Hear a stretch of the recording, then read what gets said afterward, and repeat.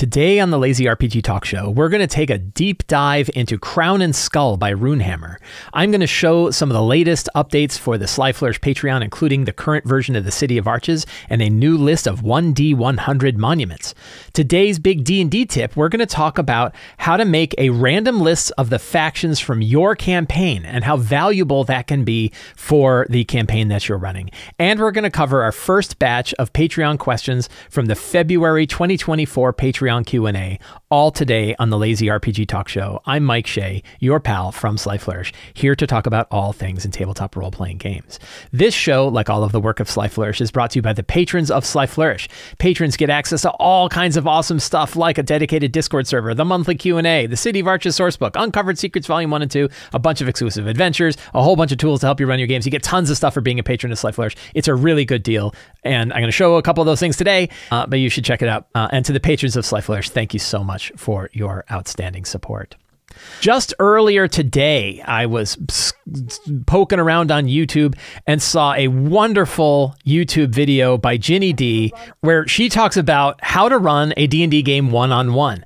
I think it's an outstanding video. It really captures all of the thoughts that I have about the value of running a one-on-one game. A lot of valuable tips for what it's like to run a one-on-one game. It's under 10 minutes long. It's a fantastic video, and I would recommend if you play at all, it's worth watching this video because it can show you how much fun it can be to run a one-on-one style D&D game. I think this is a very underappreciated way to enjoy this hobby of ours, that we often think about our D&D games or our tabletop role-playing games as a group activity, and they're often very fun as a group activity.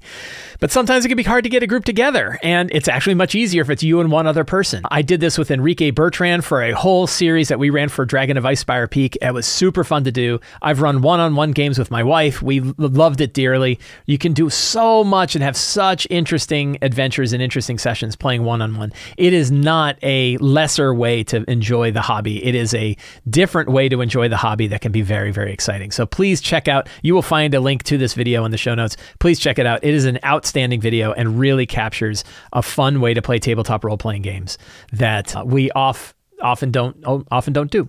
So check that out. Today, I wanted to dive deep into the role-playing game Crown and Skull by Runehammer. So we're gonna talk all about this today. The fine folks over at Runehammer sent me a review copy of the collector's edition of Crown and Skull. It is a beautiful, beautiful book. Just an amazing looking book, and I spent a good deal of time digging deep into the book to understand how this game plays, try to understand what it's about, and talk about it on today's show. I did, however, buy the digital version of the book, so I do have some of my own money at stake. However, that said, I was gifted the collector's edition of the cover, or the collector's edition of the book, and it is gorgeous. It is a really, really good looking book. I'm very, very happy to receive that book. So thank you to the folks at Runehammer. This is not a review of Crown and Skull. I don't feel like I can properly review the game or really any game unless I've run it or played it myself. At least once, but ideally more so. And one thing that's very clear to me is like my understanding of Shadowdark as an example has changed significantly since playing Shadowdark and running Shadowdark for 20 sessions now than when I originally read Shadowdark. Some questions that I had have been answered, some thoughts that I have about how the gameplay has changed. I loved it when I read it, and I still love it now. I thought it was an outstanding game when I first picked it up, and it's still an outstanding game now, but my deeper view of it has changed. I have a feeling that would be the same case with Crown and Skull as well.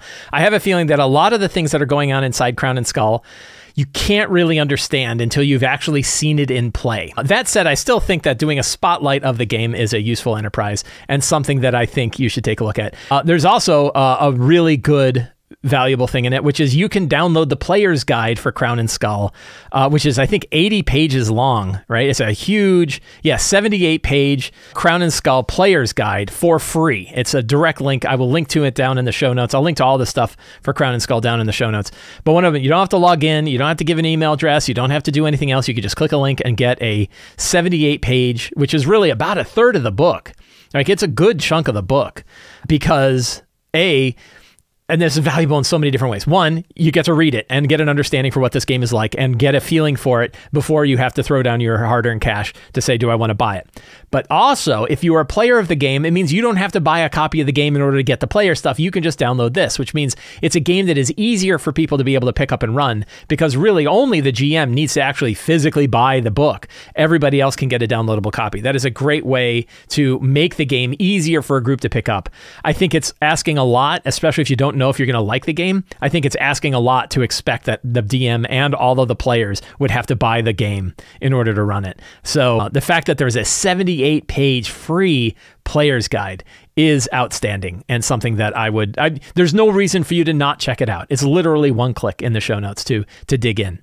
So I think that is a really valuable thing. So let me talk a little bit about, let me just mention Runehammer a little bit. Who's Runehammer? So Runehammer is a publisher of some excellent RPG material, including 5e hardcore mode, which is on DriveThruRPG, a different way to look at how to run 5th edition in a more kind of classic hardcore style. What's interesting is looking at hardcore mode. I was looking at it earlier today, or I think yesterday.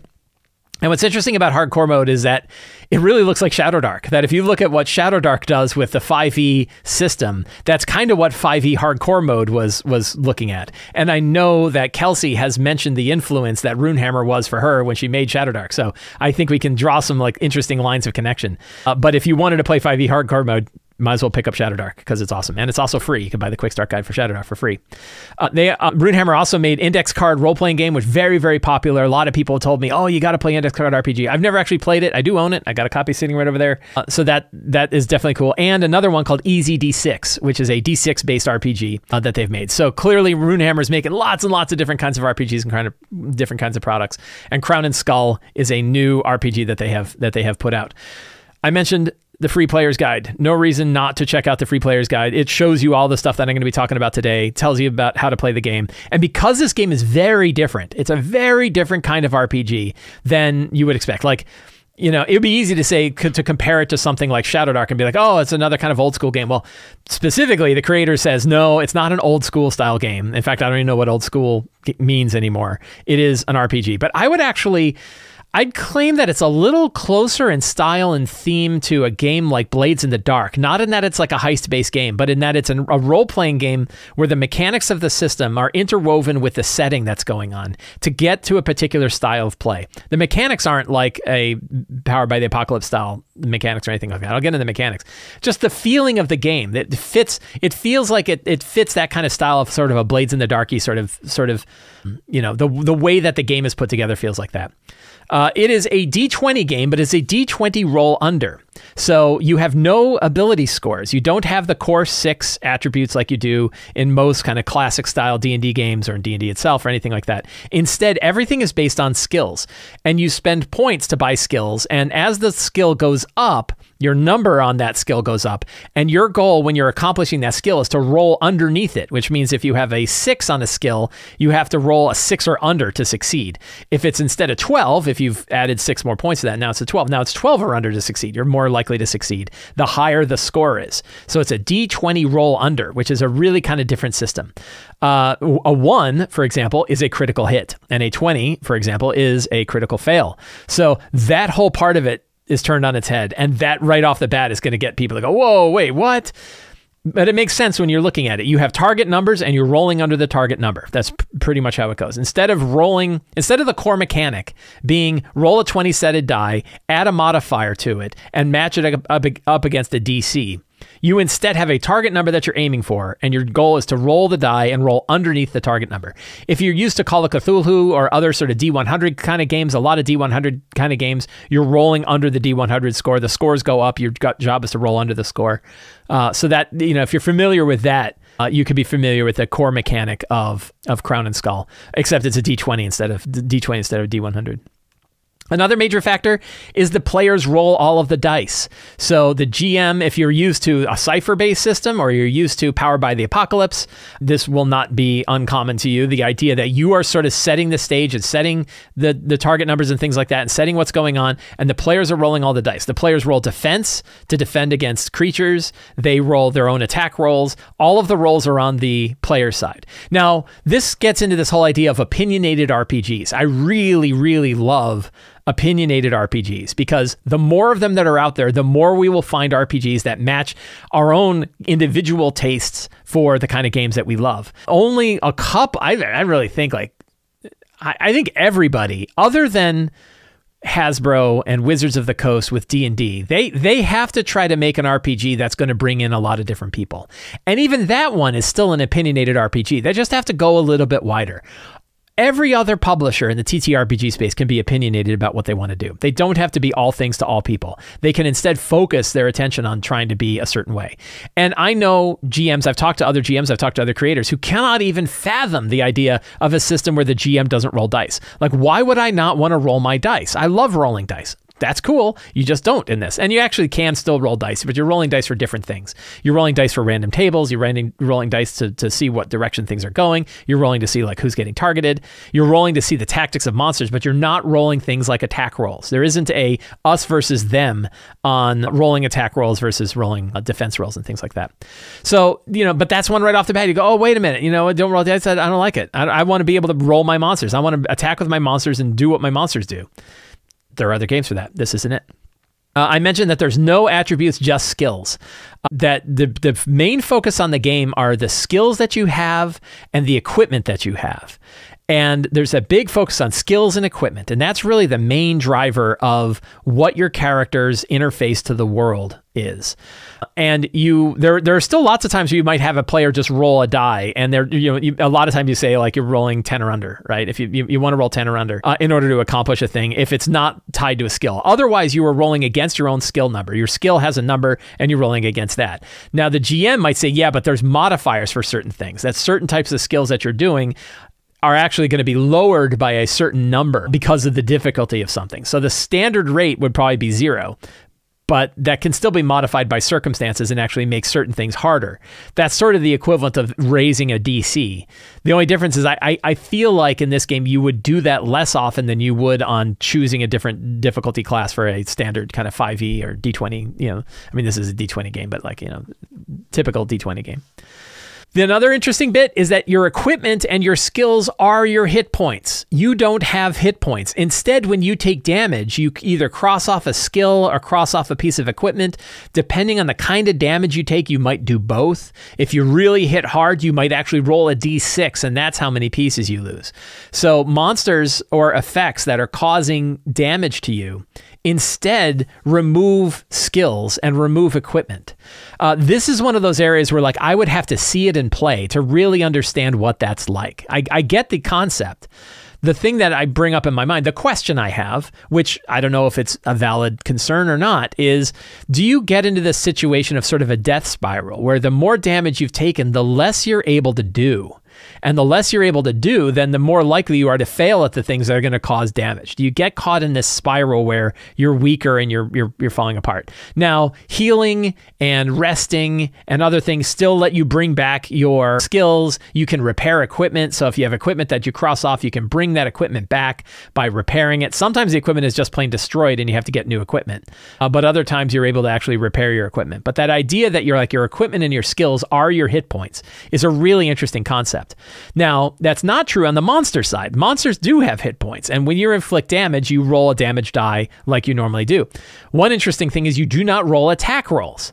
So as a character, if you are attacking a monster, you just roll the damage that your die would do. There's no attack roll. Now, monsters have a sort of a damage threshold. They have a defense score, and the defense score is the amount that the die has to be over to inflict damage to the monster.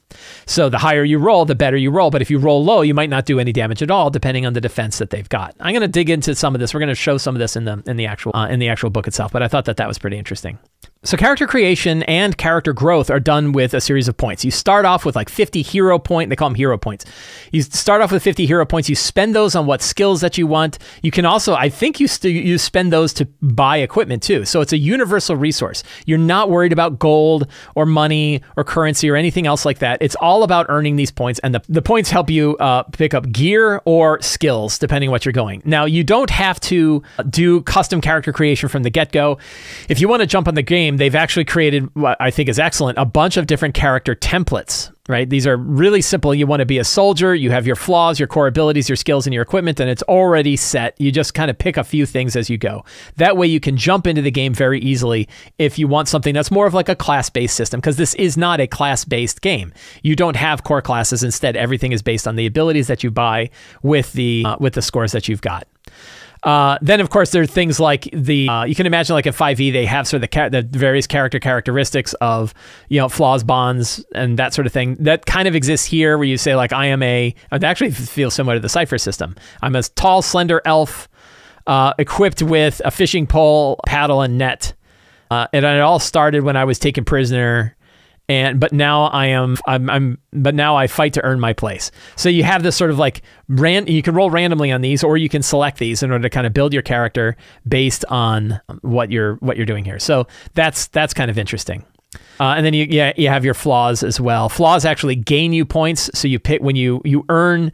For each flaw you pick, you earn points that you can then spend on other areas. That's actually feels a little bit like GURPS. I haven't played GURPS in 40 years, but it feels GURPS-like in how that works. And then you have some of like the main things that you're able to do that are almost like feats in how you build it out. So very different way of kind of building a character and running it. So you can see like a character sheet is a pretty simple affair, right? Lots of blank lines, not a lot of stuff on here. On the Crown and Skull website, which is linked in the show notes, you can actually build a character with a character generator, similar to like Shadow Darklings allows you to build a Shadow Dark character. You can build a digital character that will dump out a PDF as well.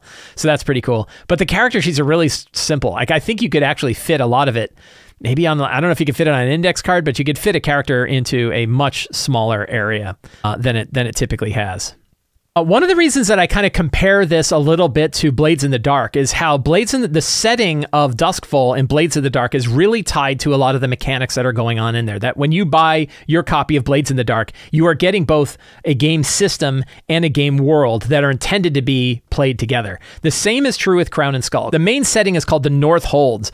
And one thing that I really like about this game, which I found more difficult in a game like Blades in the Dark, Blades in the Dark gave you like this huge atlas of all these locations, all these districts that you kind of had to learn, all these different places that are going on. It was a lot for me to digest, and for like a short-term game, I had trouble with it. One thing I really like about Crown and Skull is even though it is a setting, the whole system is built around one particular setting, the setting is very digestible. It's got lots of blanks, lots of open areas for you to kind of add your own parts to it, and a big focus on like, look, you're just going to focus on one of these places. So it has their equivalent of like the 6 main things, like what are the North Holds, right? And in one page manages to discuss what the core concepts are to the North Holds. That they're recovering from a terrible time of calamity. There was this huge dragon named Bloodwing that became like, it was driven mad by a slime entity called the Corruption. Rampage caused desolation, but only the very old remember a time when the dragons and mortal folks were allies. There was a formless evil growing in the world, but despite this, good has a foothold, and everybody, not everybody, but people, the big heroes of the area end up having to make an irrevocable choice called either Crown or Skull. Are you sort of the lawful group, or are you sort of the chaotic group? It's not quite like good and evil. It's a little fuzzier than good and evil, but it's sort of like this, which path do you take, which you make after you earn 25 character points with your character. So after you've played for a little while, you earn enough points, then suddenly somebody will come to you and you will make a choice of Crown or Skull, and whichever one of those choices you make, you gain new abilities and new powers that exist for those particular areas. So pretty neat way. But I like how, and that's an example of how the mechanics of the game, this idea of expanding into either Crown or Skull, depending on when you hit a certain point, fits in with the story of the game's world itself. But that's not the only place. When you build a character, you start off, you choose where you're going to begin, like where your hometown is. Now, I believe, I'm not sure if characters are supposed to each pick their own hometown, or whether as a group you choose what hometown you're all from. It feels like the latter would be easier. But I don't know if that's necessarily how you have to play. But there's only 3, right? There's Garden Burrow, the forest refuge, which was founded by elves centuries ago. Since then has grown to a few hundred residents and travelers crossing the west. You'll be diving into mysterious forests and long-standing feuds with frogmen, tensions with dwarves in the midst of the Emerald Narrows. Glenborough is an elemental place of pilgrimage for druids and nature folk of the realm. Rivergate, a bustling trade city. Slimshire, a high plains outpost. So 3 different potential cities that you start. But I don't have to read a huge atlas. I can read 1 paragraph of text and generally get what's going on. But then you can sort of dive in a little deeper. So there are sections where they talk more about those 3 different places, who the main NPCs are in those locations, what kind of quests the characters might pick up. I found it when I was reading it to be, here's an example of the Garden Burrow, right, in the west, and it says here are, 3 main locations. Again, it just sort of expands it a little bit. Very digestible, very easy to pick up. Not like, hey, here's 40 pages worth of stuff that you have to read in order to be able to run this location for, in case you decide that you like this game. Instead, it's like, no, very focused stuff that you can pick up and run. Particularly if you're like, okay, well, once we've picked a town, then I can go and read the specifics of this town. I don't have to read anything else. So those are examples of how the setting is sort of interwoven into the game and into the play of the game, which I found really cool. I really liked it. Monsters have a very different design in Crown and Skull than you might find in other books. For one, we already know that monsters don't really behave like characters. I guess since post 3rd edition of D&D days, we got away from the ideas that monsters run like characters run. But in this case, it's really abstract. Monsters really don't act anything like characters act. And just in the idea that characters do damage to monsters take away skills and equipment from characters. Like, they're not even attacking the same thing. You're not rolling opposed attack rolls. That monsters have an attack score, which you can see here. That is the subtraction of the defense roll that a character would make when they're rolling to defend against it. Likewise, the Armored Titan is probably not a great example because it's really hardcore. We'll go with Conjured Dead. That's fine. We'll go with the Conjured Dead. Except those are weird too. Cryptopedes. We'll go with a Cryptopede, which looks pretty nasty. 50 hit points is a lot of hit points, right? So like an attack is what you have to subtract from your defense roll to defend against this creature. The defense roll is how much damage is their threshold. You have to do more than that amount of damage to actually inflict damage to the creature. Phases are when they activate. I'm going to talk about phases in a bit. Yeah, when the phase comes up, monsters do 1 to 3 actions. So they can do some could do multiple actions within a phase. That makes sense. So you can see that like a stat block for a monster is really pretty thin. And there's this tactics list. And the interesting thing here is that, and we talk about when do the GMs roll dice. The GM can or will roll dice to see what a monster does on its turn. Again, very different, right? We're used to sort of the tactical combat style where you were deciding what the monsters do. In this case, you're running sort of the AI of the Cryptopede. You roll a die on its particular phase. It might scurry out of reach. It might regenerate 10 hit points. It might instead do a pincer bite. It might do a whirling tail barb. Now, when you read it, it's not going to act stupidly. So if it doesn't make sense, like if you roll a 2 to 5 on a pincer bite, but it can't reach anything, it's not going to do that. Instead, no, it's going to go scurry, it's going to go scurry around and try to get up to somebody, instead of making its pincer bite. And then it'll make a pincer bite on another attack. So it's pretty interesting how monsters are really sort of like obstacles that the GM puts in place. There's actually a very thin amount of monsters that are listed in this book, with a greater expectation, I believe, that you're going to be building or customizing a lot of the monsters that you want to build or customize depending on the game that you're running. There are a bunch of sort of adventures that are in this book, some very thin adventures or very thin sort of dungeons and scenarios that you run that describe monsters that aren't in the book. I found that a little confusing, but again, I didn't like read every single page of this thing, so there are probably reasons for that. But I think like a lot of times the expectation is that you as the GM are going to be fudging some of these things, kind of building your own monsters, building your own stats for the kinds of monsters that you would be running in this game. But I thought it took me a while to get my head around like how a monster operates and how different that is than like how a character operates, which in this are completely different experiences. So let's talk about phases. So phases are how Crown and Skull handles something like turn order and initiative. There is no sort of initiative roll. You might roll to decide who is going to act first, But generally, instead, a turn is made up of a certain number of phases. This actually reminds me of Shadow of the Demon Lord by Robert Schwab, and how he has sort of a fast turn, slow turn order, where fast turn players, fast turn monsters, slow turn players, slow turn monsters. And you don't roll initiative. People just act in whatever phase of those they want to do. Instead, in Crown and Skull, there are 5 phases, and you can act in different phases. Now, early phases, you can do less stuff, I think, than later phases. So when your phase comes up, I believe I have that right. Let me make sure I have that correct. I thought there was when you do early phase stuff, less stuff happens, but maybe I'm wrong. No, that's right. Yeah, if you do a hurry, if you do move and something else, then you get all enemies in the scene get +5 attack against you for 1 round. So you get to choose kind of which phase you're going to go in. Monsters have a prearranged set of which phases they act upon, and some monsters will act multiple times in a phase. I showed you that Cryptopede, for example, activates twice in a given round. And the players can decide, well, which phase do I want to operate in, and what do I want to do there? Typically in a phase, you can like move or do an action, but there is a thing called hurry where you can do moving and make an action. But you lower your defense by 5 when you're doing that, which means enemies are going to be, their attack score is going to be much higher, which means it's going to be much harder for you to be able to defend against their attacks when your turn comes up. But the whole idea is that you don't have to constantly roll for, you're not rolling dice to see who goes when. You're not worried about the turn order. Instead, the players decide when they're going to go. They pick which phase they're going to operate in and which phase they're going to activate in, and so on. Now, there are times where like a creature will die if something happens by by phase 5. So like you want to be able to have like your healers be doing stuff up front, because if they're waiting to the last minute, the character might die before they get the chance to heal them. So there's definitely like when the players, and the book even says this, like you're going to get used to like when you should operate the more you play it. That's an example of, I haven't played it. I don't know exactly how it all works. I don't know what it feels like, but the book says like, hey, once you get a feeling for this, you're going to start changing how you think about phases and how you decide when characters operate given certain phases. So I thought it was pretty neat. I liked the sort of callback to the Shadow of the Demon Lord style of fast turn, slow turn sort of idea. Initiative is one of those things that everybody's trying a different way of handling it. Everybody's got a different way to try to, nobody really likes it. Everybody wants to speed it up one way or the other. And I have yet to find like the ideal solution. There's lots of attempts to try to change things. Phasing is one of the ones that Crown and Skull does.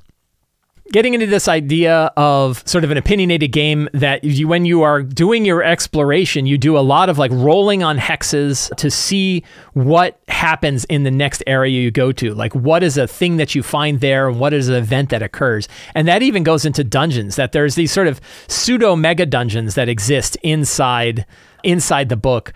And the intention is that you are doing this thing called like a mapless dungeon, where you essentially go into a chamber, you do whatever you're doing in that chamber, then you roll a die to see what the next chamber is that you go to when you're exploring it. When you roll a 4, it means you move to the next part of the dungeon. So there are 3 of these sort of mega dungeons in here.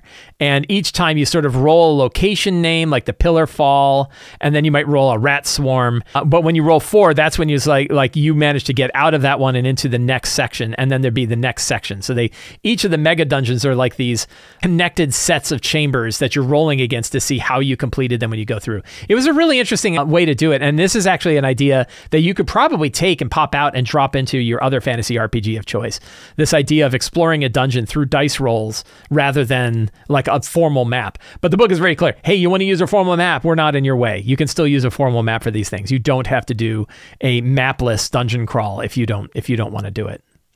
All throughout the book, I thought this was really neat. All throughout the book are bits of fiction, like 1 page or 2 pages of fiction that give you a in-world view of the topic that the book is talking about. So they have like a discussion of like what it is like for the heroes to engage with like frogkin in their particular dungeon. Each of the aspects have things like that. So I thought it was kind of a neat way to throw in bits of microfiction, because it's not super long. It's like one to 2 pages, but enough that you can read and kind of enjoy it. It's again, reading a book like this, because it is a 356 page book, so it's a big chunky book. It does require a commitment if you're planning to run it, but I definitely definitely found the style that it is written in to be easier to absorb and digest than I otherwise would. That said, like, I still look at it and go, wow, I really don't know what it would be like to run this game. I want to run it. I look at it and I go, this is really cool. And hopefully I will have the opportunity to run it. It's definitely the kind of game where I'm like, boy, I sure love to have somebody run it for me. So I get the idea first. But that's not really how RPGs work, right? Like, the GMs are often the only one that ever picks up a book, and then they have to play off of that. Of course, there's YouTube videos and things like that. We could probably see how the game actually plays out. So I really liked Crown and Skull. I was excited about it. I bought the digital version before I knew that they were sending me a preview version. So I was willing to throw my money at it right up front to say, like, I wanna pick this up. If you go to the Crown and Skull website, you can see all the digital tools that they have available, quick start guides, the guide for players, so you can read through that to see if it's the kind of game you understand. Like I said, it is an opinionated RPG. It runs very differently from other RPGs. This is not the kind of thing where, you know, you can jump right in and be like, oh yeah, it's just like other RPGs. I would say, unlike Shadowdark, where Shadowdark said, you know, lots of people know how to play 5e. If we hang on to a lot of 5e mechanics, but put them in a more opinionated format, it will be easier for people to pick up. I think that definitely worked for Shadowdark. Crown and Skull, completely different way of playing than I'm used to playing. And that alone is a question of like, well, is that the kind of thing that you're interested in running? Is that the kind of style of game that you're interested in playing? So the good news is you can get a good dive into the player's guide. You can send it to your players, have them read it and get their idea. Are they interested in running a game like this? So that's very good. When you decide to invest in it, you can get the Crown and Skull Gold Edition. These all come with both the digital bundle and the physical version. This one is $80 and it's a really, really nice book. Like, this is that kind of like heirloom quality RPG that I really love, all in one format. It is $50 for the normal version. I haven't seen the normal version. It also looks really good. I expect that it is a fine tome as well. And again, gives you the digital bundle and the physical book all in one price. That's probably the one that I would recommend. And then you can get the digital bundle for $30. I really feel like, you know, at $30, if you're willing to invest $30 in it, go ahead and spring the other 20 and go ahead and get a physical version of the book. Particularly if you think this is going to be something that you play. My expectation is you and your players will probably know if it's something you want to play by reading through the player's guide and reading the material that they have online for free. If you get to the point where you're like, yeah, this definitely looks like something we would want to play, I think it's probably worth jumping up straight to the physical version of the book, because it's a beautiful book. And while having a digital version along with it is super useful, this is the kind of book, the design of the book, the feeling of the book, the artwork of the book. This is something you want to sit in your favorite chair with your favorite beverage and just fall into the world and enjoy what you read. I am really, really glad. In fact, what happened, I'll share the full discussion, is I ordered the digital version, started reading it, and immediately regretted not buying the physical version. And I reached out and said, is there a way for me to upgrade and just pay the extra $20? And they said, oh, we'll send you this one instead. So they sent me this one instead, and I thank them very much for it. But I would have dropped the money to get the physical version, because as soon as I opened it up and saw some of the graphic design work and the style of the game and the idea that there's so much of the world in it, that really excited me. And that was something I wanted to do. So that is Crown and Skull. Again, my recommendation is take a look at the player's guide. If you're interested, send it to your players and see if they're interested. And if you are, pick up the basic edition physical book along with the digital version and give it a try. It looks really, really cool. I have discussed all of the different kinds of things that patrons get, and one of the big ones that I've been working on now for a couple of years is the City of Arches. I have described the City of Arches in previous shows. The thing that I wanted to talk about today is the City of Arches as a Patreon product is pretty close to done. I don't expect that I'm going to be diving in other than fixing any like truly barbaric errors that are occurring. But over the past month, I have done a top to bottom rewrite of the City of Arches, going from the very first stuff I wrote 2 years ago to the most recent stuff that I wrote like a month or so ago, and tightened everything up, cleaned up a lot of the factions, reordered a lot of stuff, moved things around, made sure that there was consistency in a lot of the design. For example, all of the major biomes, all of these areas that you can explore, all of them have 1d20 random encounters for those. All of them have a very quick location summary for you to be able to read for every one of the major biomes. So now all of the different locations locations that you can explore all have the same format. A lot of the history has been sort of better put together and made sure that the history that's described also fits the campaign adventure outlines that exist later on. A couple of those campaign outlines were written more than a year ago, and so some of the history changed. All of the continuity of that has been fixed. So now the City of Arches is a 124-page PDF. People have already been running campaigns in it. There's actually an organized play campaign that's running on with it at a local game shop here, which is incredible. And if you want to check that out, that is now available. It has been available, but now this version of it, this kind of refreshed version of the City of Arches, is now available on the Sly Flourish Patreon. And the next steps, I've commissioned 2 different covers for it. I've commissioned some new internal artwork for it. And will become a new Kickstarter project probably later this year. I don't know when. I don't know. A lot of it is like, I want to get a lot of material for it. I took all of this. My friend and partner, Scott Gray, has received all of this. So he's starting to dig into it to do formal editing across the whole thing. So we've got a lot that's going to be going on, but we're going to be crowdfunding this whole project on Kickstarter for the editing, for the artwork, for page design and layout, and for physical versions of the book. We're going to be working on all of that. So I'm super excited about it. But also, if you want to dive into it right now, you can dive into this by joining the Patreon, becoming a patron of Sly Flourish and picking it up. Something else you can get for being a patron of Sly Flourish, I've been working on other areas. I have examples of online tools that you can use. I'll probably show those. But one thing that I added the last couple of weeks is in Uncovered Secrets Volume 2. So Uncovered Secrets Volume 2 is lots of stuff that's similar to what you would find in the Lazy DM's Companion, but isn't in the Lazy DM's Companion. Volume 1 is mostly stuff that is in the Lazy DM's Companion. Volume 2 is all different stuff, and there's lots of different things in here. You see lots of different stuff, but the one I'm going to talk about today is the 1D100 monuments. I love monuments, and I have yet to find a source that covers monuments the way that I want them to be covered. So to begin with, you have to decide, well, what is a monument, right? And to me, a monument is a central structure or central of a scene or a location. And by a scene or a location, I mean something in the order of like 30 to 100 feet big. So it is not a dungeon. It is generally not a multi-room structure. Although you'll see that there's like little areas where I kind of cheated on it in here. They are big enough that they really matter. They're the set piece of a stage. And I like to think of it like a play. That when you're taking a play, you want to have like one object in the center of the play that's really grabbing the attention of everybody and saying, hey, this place is different. Where we would do this in our TTRPGs is if the characters are exploring a region, when they get to a place, they would see a monument at that region. And that monument could be any sort of different thing, but it helps define the location of the scene. It makes things solid and makes things real. They also act as vehicles for things like secrets and clues.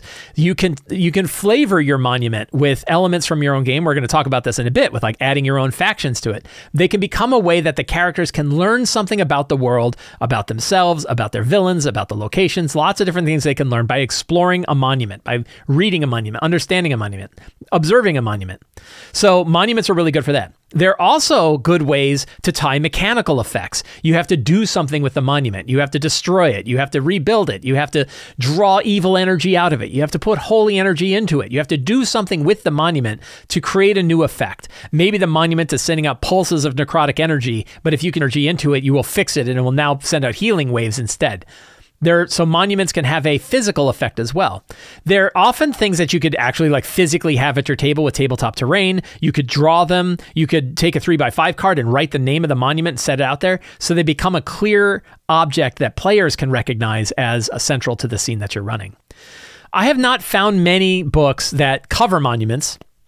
And those that do usually don't have a lot of them. So this past week, I was like, you know what? I'm going to build a D100 list of monuments. I want to have a list of 100 different kinds of monuments, different kinds of things that you would discover while you might be exploring an overland location, or you might even be the center point of a dungeon. It might be in a large hall in a dungeon. There might be a monument in the center of this dungeon. So I created this D100 monuments list and then put it together as a page inside Uncovered Secrets Volume 2. You can also get this D100 monuments list inside the Lazy GM generator. I replaced the monument list in there with this list. So now there's 100 different monuments in there that can be tied to things like spell effects or factions, conditions, and things like that. This one page also includes descriptions, conditions, and origins. Who made it? What's its current condition? And what is a thing that you can describe about it? So like, let's roll a couple of examples just for fun. So I'm going to take my D100 and I'm going to take 2D20, and we'll start with description and condition. So description is 7, a forgotten. 2 is condition, forgotten acidic. And then 15, a forgotten acidic fiendish. And then we roll the monument and we roll the 15. A forgotten acidic fiendish cage. So immediately you're like, wow, okay, I can work with that. There is like a fiendish cage dripping with acid, burned bodies hanging into it that hasn't been seen in hundreds of years. And you've just discovered this thing, right? And then you're like, well, who made it? What fiendish group built this? Are there demons and devils about that use this fiendish cage to capture their prisoners? What do we do with that? So that gives you an idea of like a random thing. We'll do another one. 15 is a forsaken. 9 is a forsaken ringing. 19, ethereal. 99, what did I say? Forsaken, ethereal, no, forsaken what? I already forgot what I rolled on the other one. 15? No. 19? Crystalline? No, it was something else. Somebody help me. Ringing. Ah, thank you. A forsaken ringing ethereal well. So you hear this well, you can hear it far away. And then you get closer and you go through the old woods and you see this well. But you could also be a dungeon area, right? Where you can hear this almost ringing, this singing sound that's echoing across. You're wondering where it's coming from. And you look in this well and you look in and you see the ethereal plane and people reaching up to you looking for help on the other side. Very, very flavorful stuff. So I feel like monuments, you could get away with a list of 20. The Lazy DM's Companion includes a list of 20. I have a D50 list or 50 of them in the Lazy DM workbook, which is a lot. And that's probably mostly enough. But I was like, I really want 100 of them. I want a lot of them. I really don't want to have repeats. I want to have a lot of interesting ones. So I took a whole lot of them and brought them in and put them together in this big D100 list, which you can now get as a patron of Sly Flourish in Uncovered Secrets Volume 2, and also available in the Lazy GM generator. So that was kind of a fun thing to work on recently.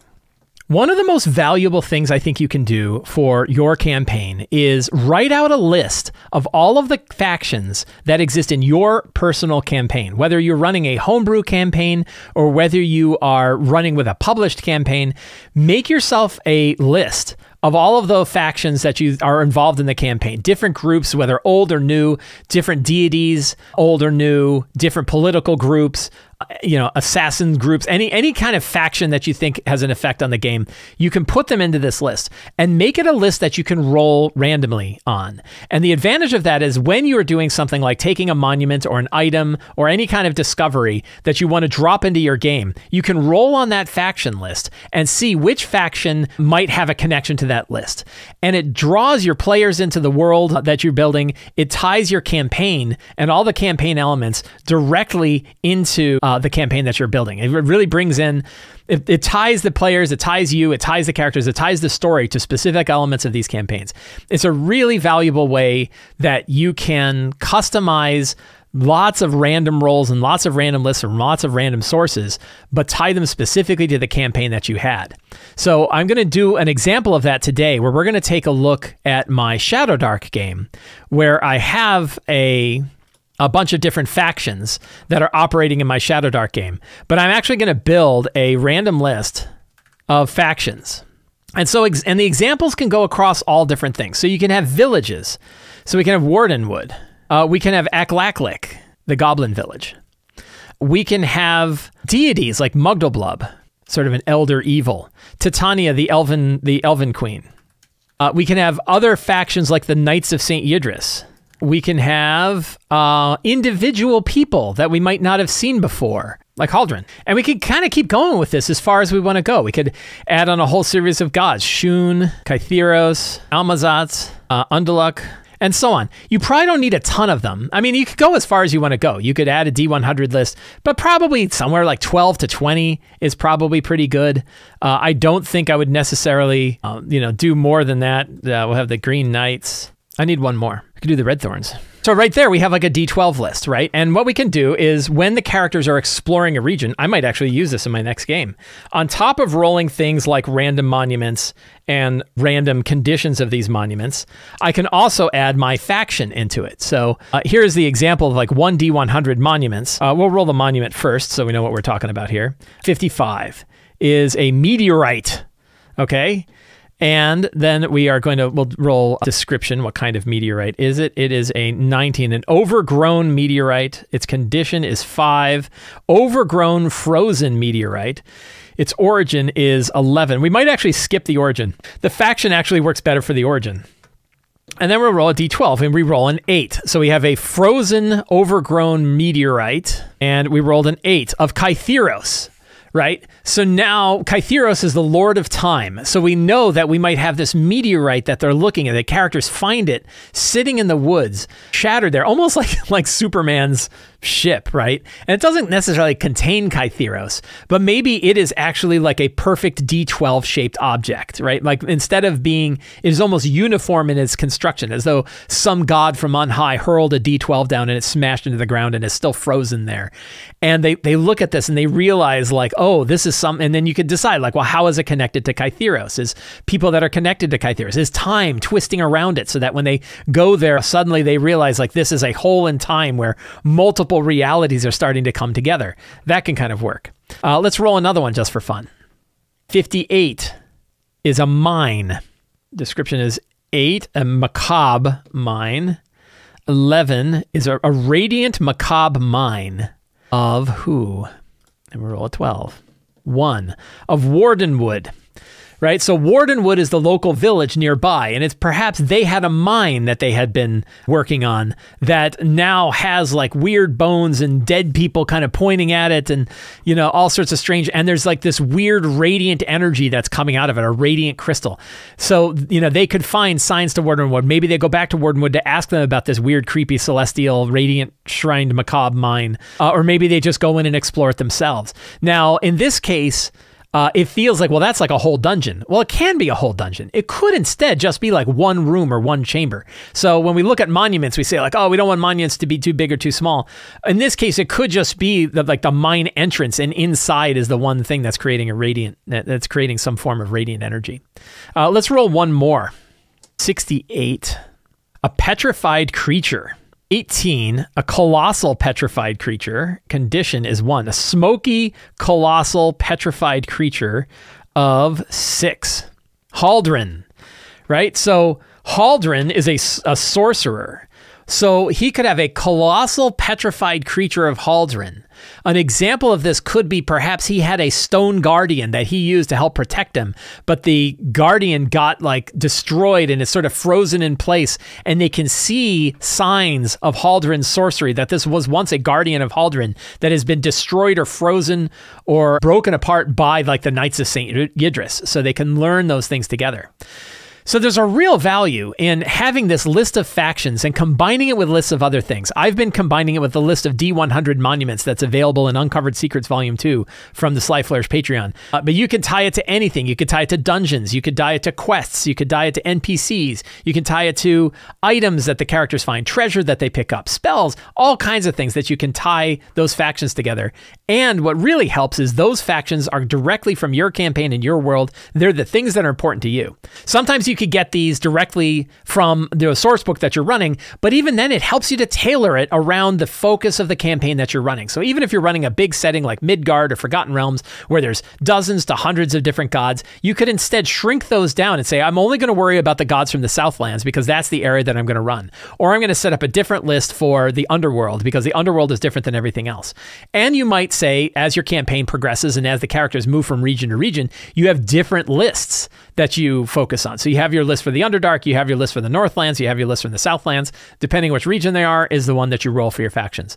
But it's a really, really handy tool to have. Really good for inspirational play, really good for improvisational play. You can use it during prep, you can use it during play itself to kind of give you ideas to shake up your mind about how you tie monuments, items, NPCs, quests, dungeons, and other things to the specifics of the campaign world that you've got. And it's that layer of information that really makes each of your campaign settings unique. Every month on the Sly Flourish Patreon, we do a Patreon Q&A. Anybody that's on the Patreon can ask an RPG-related question, and I answer all of them every Friday morning. Some of them make their way to the show here. Other ones become the catalyst for their own articles or videos elsewhere. Today, we have Knights of Roleplay, who says, you mentioned a list of subclasses that you don't allow in your campaigns. I'm about to do a session 0 for a campaign, and I would like to exclude those subclasses. One is Twilight Cleric. What are the others? So the easy answer is the other one is the Peace Cleric, but I've never actually run the Peace Cleric, so I'm kind of making the assumption that I looked at the way the Peace Cleric operates, and I saw things that were just going to make my life hard as a GM, and I've heard other people talk about the problem that they have. But that's not really what I want to talk about with this question. The question isn't about what classes you exclude. It should be about what subclasses you include. There are hundreds and hundreds and hundreds of subclasses out there for 5th edition now. Hundreds of them. Even within just the ones that are published by Wizards of the Coast, there are dozens and dozens of subclasses from lots of sources that may make sense for your campaign and may not. The idea that we instead say, no, we're only going to worry about which subclasses that Hasbro and Wizards of the Coast have published, and we assume that all of them are allowed, is, in my opinion, a mistake.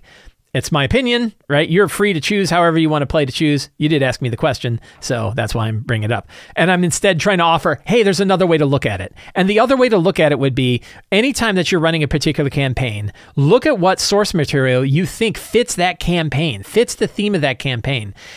Limit the source material that you are allowing for that campaign. So if you say, for example, like I did, hey, we're going to be running an adventure set in the world of Midgard, rather than using Xanathar's Guide to Everything and Tasha's Cauldron of Everything, we are instead going to be using the Midgard Player's Handbook and the Tome of Heroes book by Kobold Press. So a whole new set of species and subclasses that you can use instead of the ones that typically exist in Tasha's and Xanathar's. And yeah, it doesn't work with D&D Beyond directly. Yeah, you're better off using a paper character sheet or something like that. But it opens up new options and it flavors your 5e game in a different way than it had been previously. The kind of characters that I'm seeing operating in my Empire of the Ghouls game are completely different from the ones that I saw for like Wild Beyond the Witchlight, which were very different from my Scarlet Citadel game and so on, because we've been selecting different sources to open up those different subclasses. I think it's probably pretty common that people say, okay, well, we'll at least allow the Player's Handbook and Xanathar's Guide and Tasha's Guide. I've typically been saying that we don't include Tasha's Guide except for some of the other quality of life changes for Tasha's, which is confusing.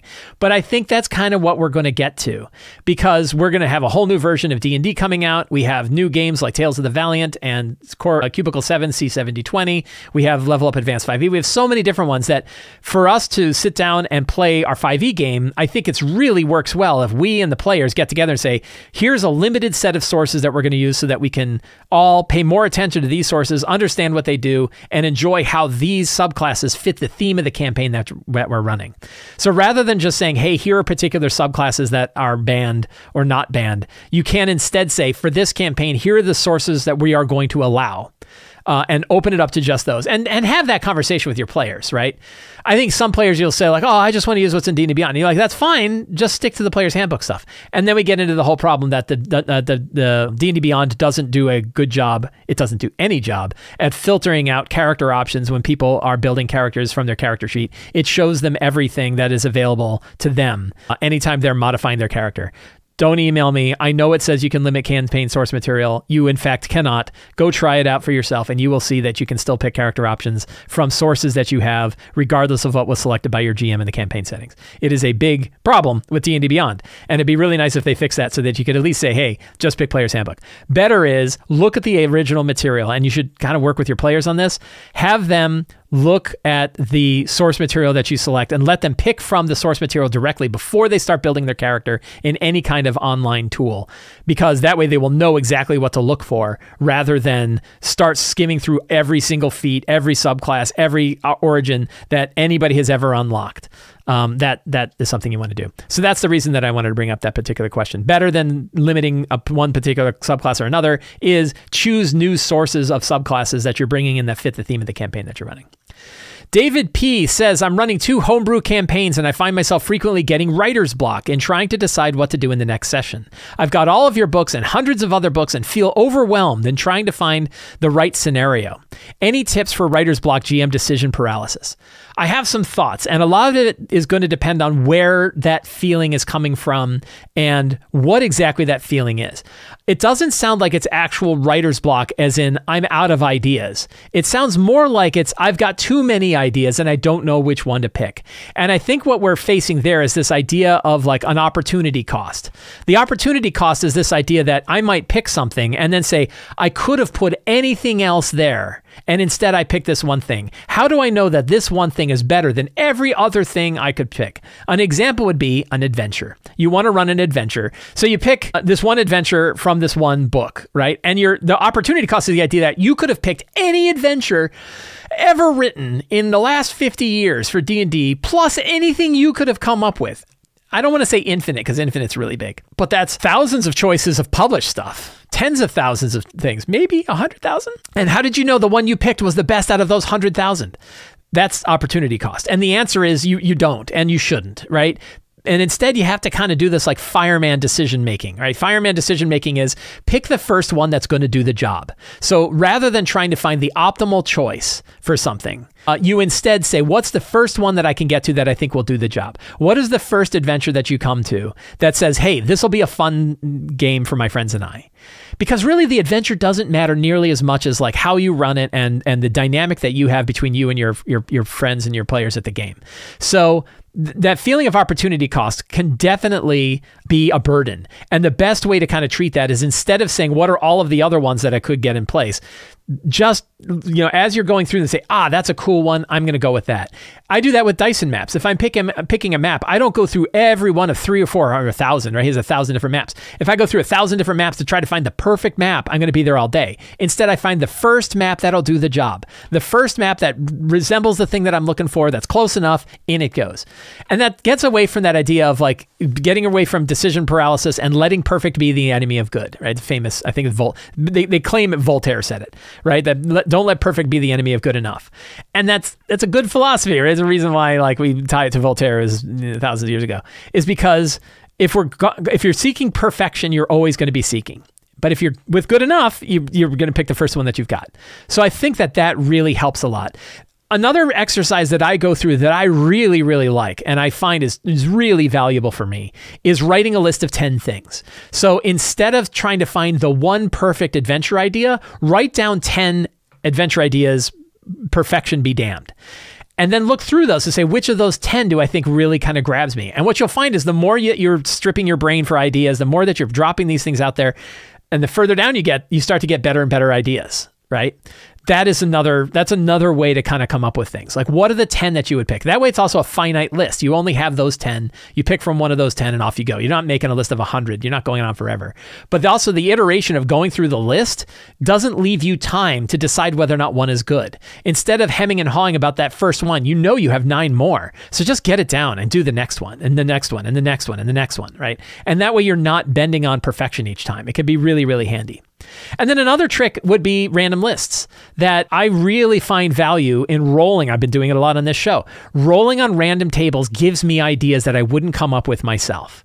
And finding the best set of random tables that really help you get these ideas, I think can be really valuable. I wrote the Lazy DM's Companion around this idea that the Lazy DM's Companion has lots of different adventure scenarios and lots of different ways that you can roll to give you ideas about those adventure scenarios. It has lots of tools for like different kinds of quests, different kinds of missions, items, NPCs, locations, all kinds of stuff.